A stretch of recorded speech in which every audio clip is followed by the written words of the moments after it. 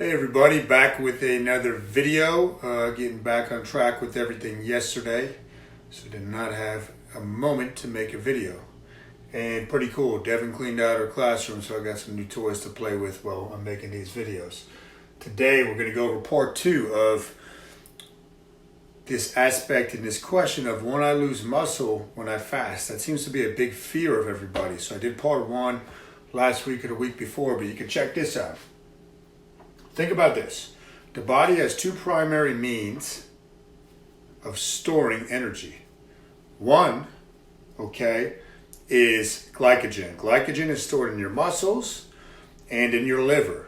It's basically carbohydrate, stored carbohydrate to call on for quick fuel. 2 is body fat. We store body fat for energy. We don't store body fat for looking a certain way. We store it for energy.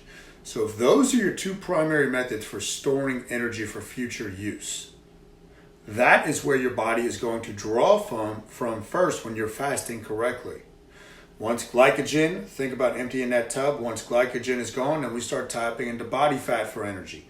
Why would we tap into muscle, the very thing we need for survival, to hunt and to gather and to protect ourselves as you go through the chain of evolution? It does not make sense that we would all of a sudden start eating our own muscle if we went a half a day or a day without food. That's just a bunch of baloney that people try to scare you with, completely unfounded. 2 primary methods to store energy, glycogen and body fat. That's where you're going to draw from first. I'll be making a video tomorrow about the 2 compartment model as far as why calories in, calories out equation. So, continuing. You also have to look at performance. A lot of people, when they do the body count measurement, might be concerned with us, oh, my muscle's dropping a little bit. Don't worry about that. If glycogen levels are lower, your reading might be lower on your muscle mass. What you have to look at is biofeedback. How are you performing in the gym? Is your performance tanking? If it is, you're doing something wrong. If your strength remains or it's going up, then you're on the right track. Muscle loss is not a concern. Number 3, calorie partitioning. So as we fast and we do longer periods of fasting, over time you get more insulin sensitive. So that's a big part of what we're trying to do. If you're more insulin sensitive, you need to produce less insulin to handle the incoming food. Something that comes along with that is calorie partitioning. Where are the calories going that you're eating? When you're more insulin sensitive, when you're working out, they're much more likely to restock those muscle stores, right? The glycogen in the liver and the muscles before they're going to get stored as body fat.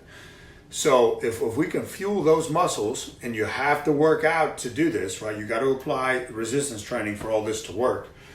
Then that's another key component as to why you're not going to lose muscle when you're fasting. And lastly, do you know how you build muscle? You don't build muscle by eating. You build muscle by training with resistance. Putting muscle on is a stressor, right? It's a stressor to increase demands coming in. Just like when you get calluses on your hand. If you're hitting the weights and progressively training heavier and harder, changing some kind of the stress, your body will adapt by saying, okay, this stress is coming at me. I need to grow bigger and stronger so I can handle it without it being a threat next time.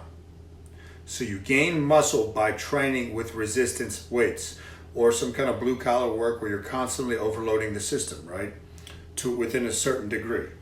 So applied stress, as long as you're training with weights while you're fasting, at some point during the week, I train 3 times a week with weights. You're not going to lose muscle. You can even gain muscle.